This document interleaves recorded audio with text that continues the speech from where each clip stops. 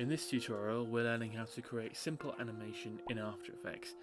If you've never used After Effects at all though, I recommend you watch my quick introduction to After Effects video. You can find a link in the description. In this session we're going to be creating an animation using After Effects. And we're going to be animating a simple illustration that I've made in Adobe Illustrator. It's a vector-based illustration, and the advantage of using vectors is they're not pixel-based. So you can deform them, stretch them, scale them without fear of the illustration becoming pixelated, which is a great advantage really. This isn't primarily an Illustrator tutorial though. We're going to be animating this to become familiar with the animation features in Adobe After Effects. So you can create your own illustration, or you can download my illustration and follow along with the tutorial. So what I've done in Illustrator is I've grouped my various elements into different layers. So we've got the dart layer, and we've got all the various shapes that the dart is made up of in a layer. We've got the target, the actual board, and a background. Very simple. Now we're going to try and import our illustration, our Illustrator file, into After Effects. So the best way to do this is actually to just drag our Illustrator file. This is where your media belongs, and all your various footage, your photos, whatever you're using. So we're just going to drag that in. Now a little dialog pops up. There's a lot of different ways that you can import Illustrator files, but this setting I find, footage on merged layers, is actually the best. It's a little bit counterintuitive to import it as footage rather than composition, but I'll show you why. So you click OK, and it brings in your Illustrator file here, and we can just drop this onto the timeline. Now you can see that it's created a timeline, 12 seconds, which is default. You can play through it by hitting the spacebar. Obviously nothing's happening right now, and it's just in a single layer, so we want to expand it out to our 4 layers that we created in Illustrator. So to do that, you need to right click on your file, and what you want to do is go to the Create tab, and then you want to go to Convert to Layered Comp. Now it's created what's called an After Effects composition. You can see it's created up there as well. When you see this icon, this is a folder that will contain footage into a composition. So if I go into this folder, and these are our Illustrator layers, we actually want to convert these into After Effects shapes. Shapes have a lot more flexibility and a lot more options when it comes to animating within After Effects. So what we're going to do is we're going to select all of these layers. Right click, we're going to go to Create once again, and we're going to go to Create Shapes from Vector Layers, and that's created all of these shapes. Now we want to delete our Illustrator layers because we don't need them anymore. Delete.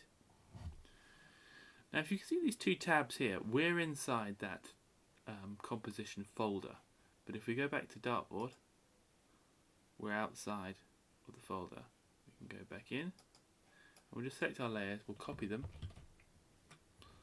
I'll just drag selecting them, and hitting Command C to copy. And I'm going to go back to Dartboard, and I'm just going to paste Command V, and I'm just going to delete the composition. So now we just have our different layers, and we're all set up to begin animation. So we've gone through this process of turning our Illustrator files into shapes, and I just wanted to show you what shapes are within After Effects. So shapes basically work through this system of points. These points are connected, and they work basically like dot to dots, and you can get control over these points. You can move them about. And you can animate their position.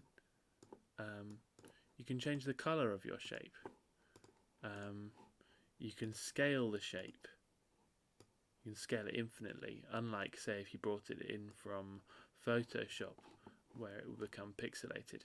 You can edit the position of the whole shape, and you can go in and edit the individual points of the shape if you've got to double click on the shape. And it just gives you a lot more flexibility than if you were working with pixel based artwork, and it allows a lot of animation opportunities. So the way you animate in After Effects, let's select our dart and we'll just click on this little arrow. We get more options of all the things that we can do. So on this layer we have the contents. Now, just like in Illustrator, this contains the contents of our layers. We can toggle them off if we want. So these are all our various different parts of the dart.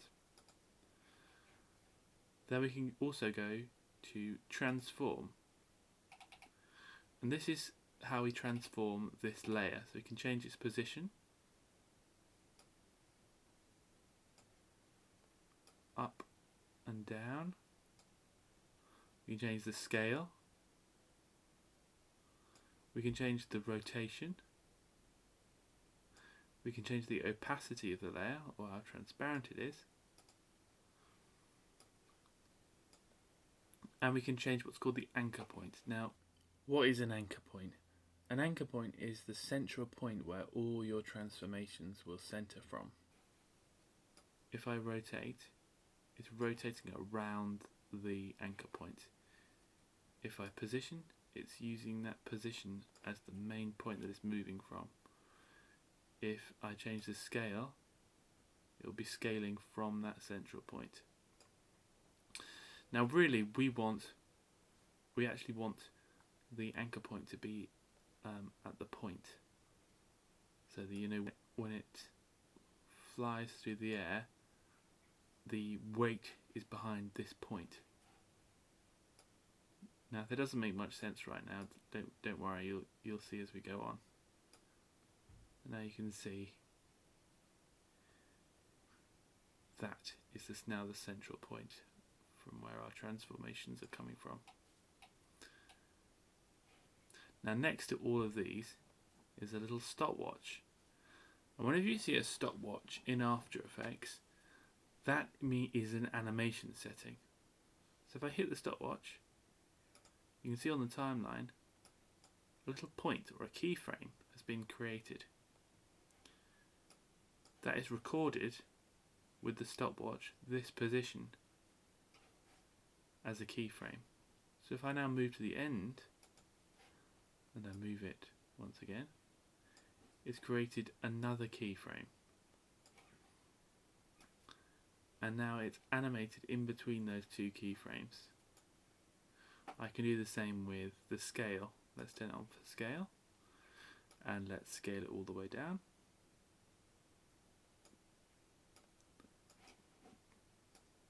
And if I move back to the second keyframe, scale it all the way up, created that second keyframe there, now it will animate. And you can do the same for rotation, you can do the same for opacity. Very simple. I'll turn them off for now. Inside of contents, we can go to groups as well, and inside we have all of these different settings. So we have the path, which can also, as you see, be animated.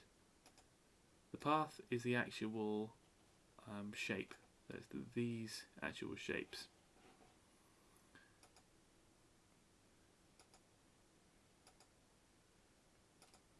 We also have the fill. This contains the actual colour. We can actually edit the colour as well inside of After Effects.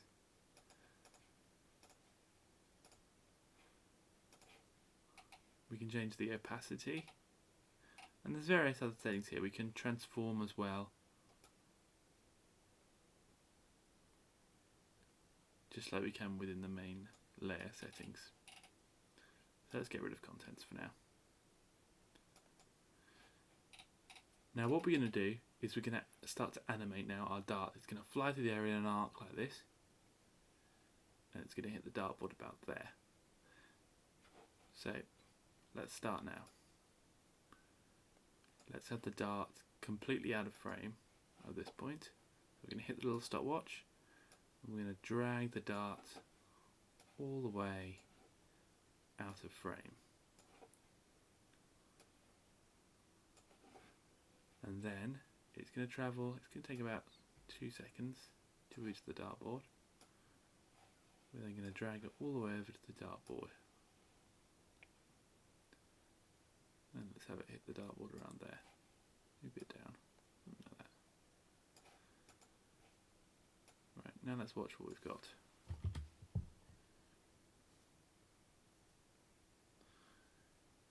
As it loads the media, it's always a little bit slow. But now if we play that again, the area that's green, we're going to moving at proper speed. That's fine, I think it can move a little bit faster.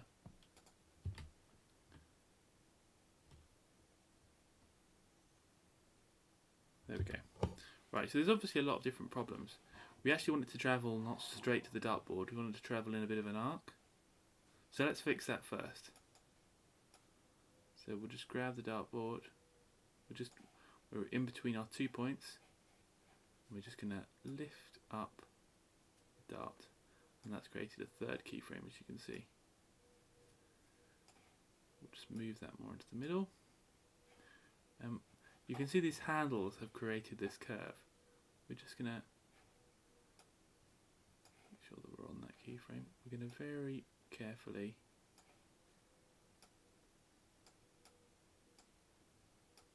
just round this off a little bit. That looks good. Let's play that back and have a look and see what we've got.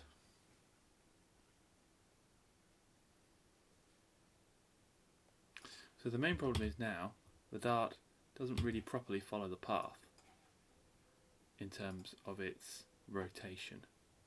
So let's go to this keyframe and we'll just turn the little rotation stopwatch on, and we'll just roll it down so that it follows the path.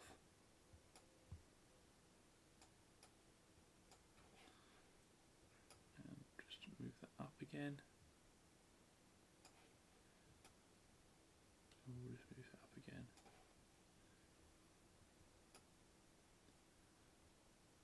And we'll play it back.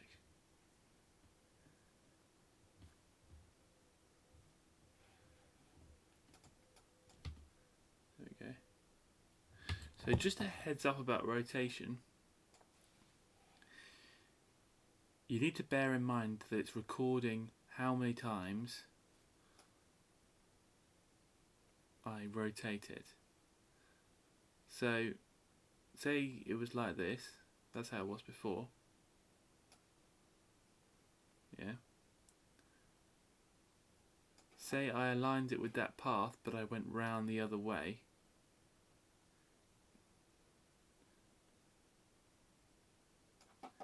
So I go all the way round the other way.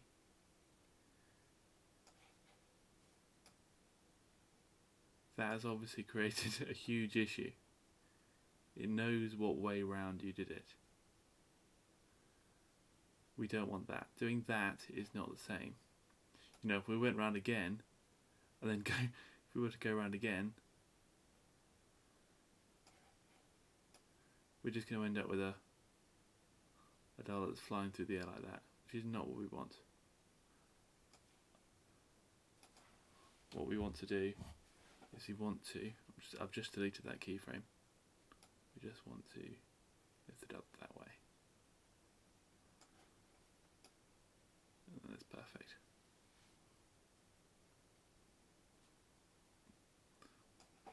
So change that there.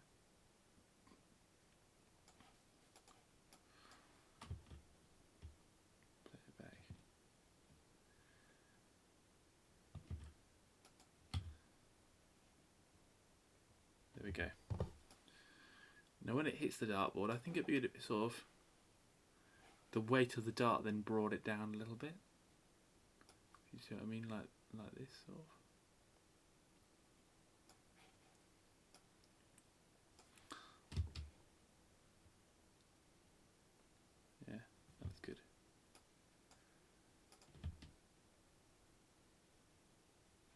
doesn't need to go down as far as that. We'll just create another keyframe by hitting this button here. We'll just get rid of that.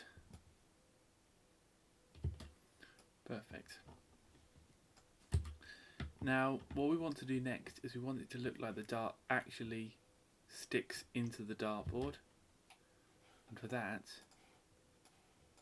we're going to use a mask. So we're going to mask out this area, the actual point of the dart, so that it looks like that it's stuck into the dartboard itself. So the way to create a mask is you go to the pen tool. You click on the pen tool.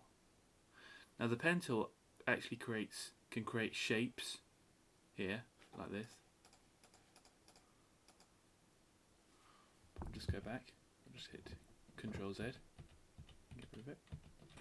Or it can create masks. So make sure you've got mask selected.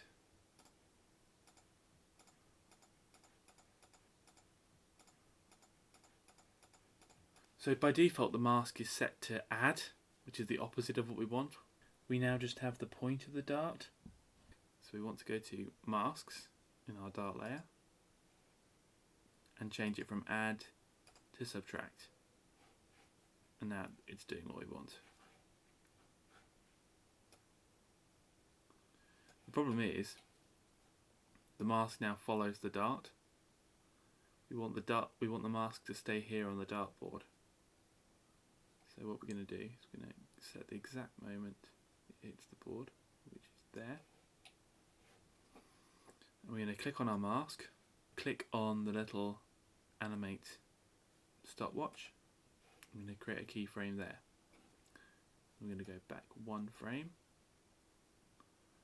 We're going to select our mask and we're just going to drag it off. Now it only will affect the dart as it enters the mask, like that. So let's just watch that back. That all looks good to me.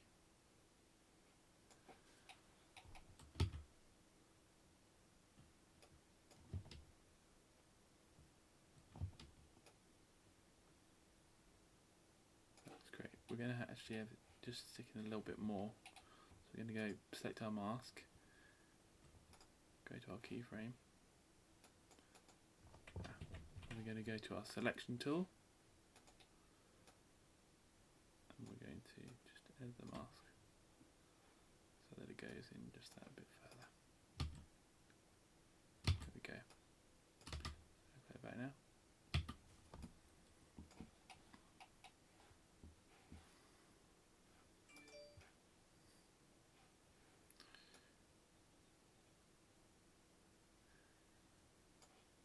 So the other thing I will show you about animating is there's something called the graph editor. And this initially looks quite scary. But don't let it scare you. We're on position now. So this is a graph and it shows how our dart is animating between those keyframes. So you can see that it's actually travelling faster here, and it's actually, because you can see the steepness of it changes, you can see that it's actually slowing down as it hits the board, and if you look carefully you can see that that's what's happening. So it's travelling a little bit faster and it slows down. That's actually not what we want at all. So we're actually going to select that keyframe, that middle keyframe. We'll just make sure that it's completely straight. Yeah, that looks good.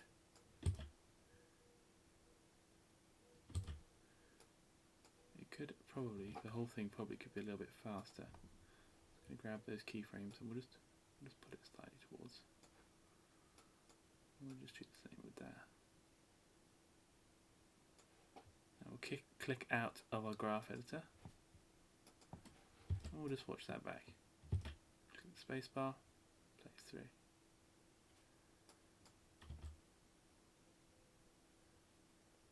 That's looking good. I think it'd be nice if it slowly, I like the way it sinks down, but I think we could carry that on a bit longer but make it slower. So we'll make a new keyframe here and we'll just very subtly pull it down a little bit more.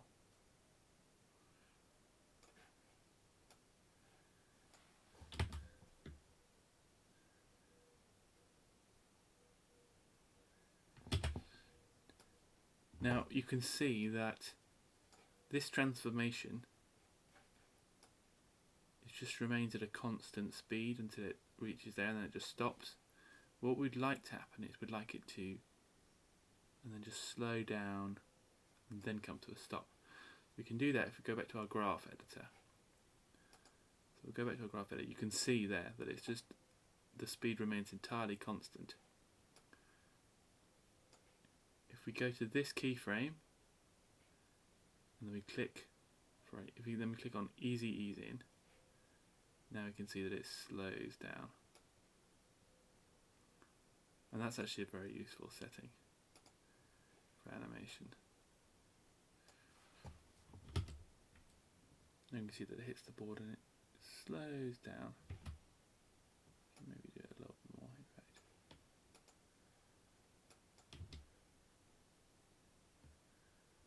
There we go, that's perfect. One more time.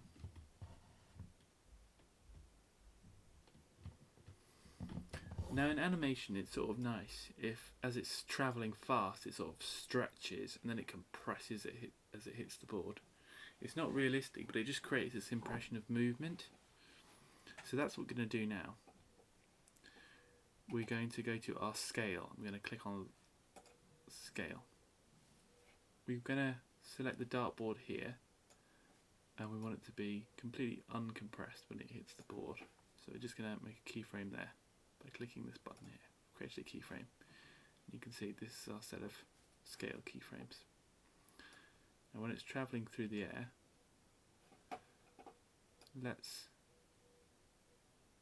as you can see, if I scale it, I'm not stretching it. The whole thing is scaling perfectly. So what we need to do is actually we need to uncheck this link button here, and now we can deform it nicely.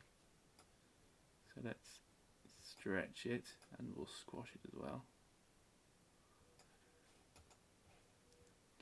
And we'll start off ludicrously stretching it initially.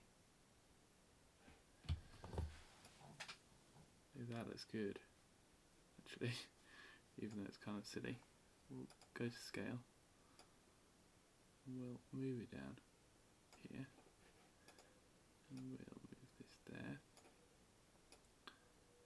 That is when it hits the board. You can see there, because that's when we turn the mask on.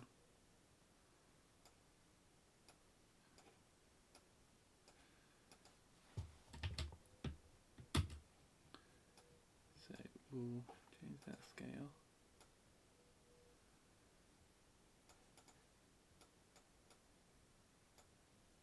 So that scale changes only when it comes to a stop. And it'd be sort of nice when it hit the board if it stretched the other way. So we'll create a new keyframe, which is undeformed, and in between that we'll create a new deformation. We'll stretch it this way this time.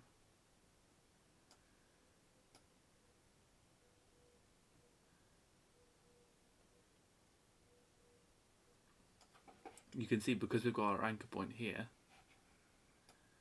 you can see that it's doing the deformations from the anchor point, which is quite nice.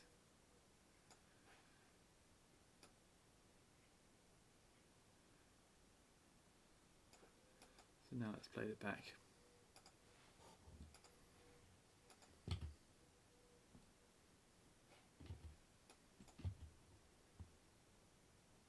That's quite fun. We sort of want to get back into its normal position a bit more slowly though.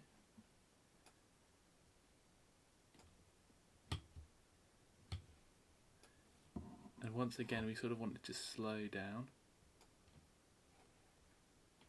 We'll go into our graph editor and you can see it's a straight line. The speed of the animation remains constant the whole way through. And we're going to hit the easy ease in. And that's going to create a point like that. We can just take our the handles here and just drag out.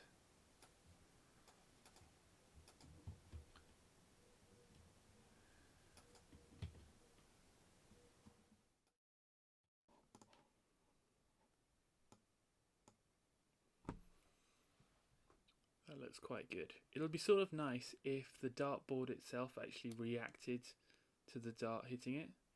So it sort of moved, jogged around because of the impact of the dart. So what we'll do is we'll select the board. No, we'll select the face of the dartboard, which is the markings. So they will move separate to the board. Obviously, in terms of physics, that doesn't really make sense, but for a sort of cartoonish animation, I think it will work quite well in a sort of stylized sort of way. So we'll set a keyframe the moment the dart impacts the board, and then we'll set a keyframe a bit further on without actually changing any of the settings, and then we'll set another keyframe. We'll move the position, which automatically creates a third keyframe in the middle. So it will go from the first keyframe to a different position and then back to its original position. So it creates just a nice little impact. It just moves ever so slightly and falls back to its original position. Now we're going to do the same with the board. So we're going to go into transform on the board layer, set a keyframe, set another keyframe, and we'll set a third keyframe. So once again it moves to the new keyframe and then back to its original position. It would be sort of nice if some of the individual components of the target, some of these markings or numbers, moved perhaps a little as the dart hit individually. So in order to edit the individual components of a layer, we're going to go into the layer, we're going to go to contents. Now all these groups are different components. So group 4, for example, that's numbers. I'm going to scroll down, we're going to find this component nearest to the dart when it hits, and that is group 75. That is it. So we'll go in there. If we scroll down, we can go to transform group 75. So we're now just editing that individual component, and we can set a keyframe on the position. We'll set another keyframe exactly when the dart hits the board. So that's when we want our movements to happen. And then we'll set another keyframe. We'll move it ever so slightly. Let's move it quite a lot. Let's try moving it. Let's move it about there. Obviously this doesn't make sense in terms of physics, but somehow in a cartoonish sort of animation it just adds that impact. So we'll just move it again. There we go. That's about right.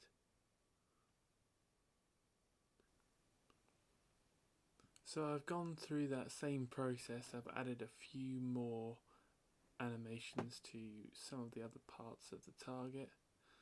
There's a few more finishing touches I want to do to add to this before it's finished. One of the things I want to do is I want to add a shadow where the dart hits the board. So the way we're going to do that is we're going to use a shape. So we're going to go to the shape tool up here. If we hold that down with the left click, we get a bunch of other options, and we're going to click on the ellipse tool. I'm going to create a circular shape just by holding and dragging the left mouse. I'm going to put that layer underneath the dart layer. We're going to change the colour up here. We're going to click on fill. We're going to select a nice dark blue colour here. Okay, that's obviously much too dark. So what we're going to do first of all is we're going to change the opacity. So if we set the layer and you set the little down arrow, you can then change the opacity so that it's a bit more transparent. We're going to make it a little bit smaller. We have to move it over.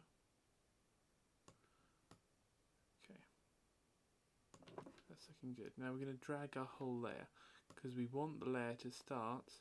We don't want a shadow here. We want the shadow to start when the dart hits the board. So we're going to have it start here. And we'll select a keyframe here so that it's full transparent. the transparency we want it there, then we're going to make it fade in. So at this point we're going to pull the transparency right down. Not quite all the way down, but almost all the way down. There. And we're going to keyframe movement as well, so we're going to click on position. So it looks about right there, so we're going to put a keyframe there. And then put another keyframe here.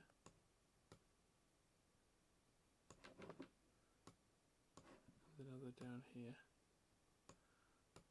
I think we could actually make our shadow a little bit smaller. Make it a bit smaller. We're going to now have to go back. So these arrows here, we can go back to the previous keyframe. And we'll just fix those keyframes. Back again.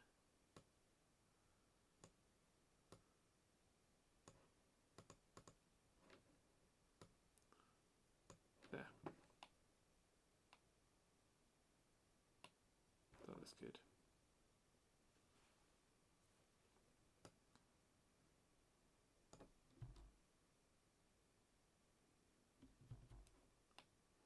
So, that will about do it.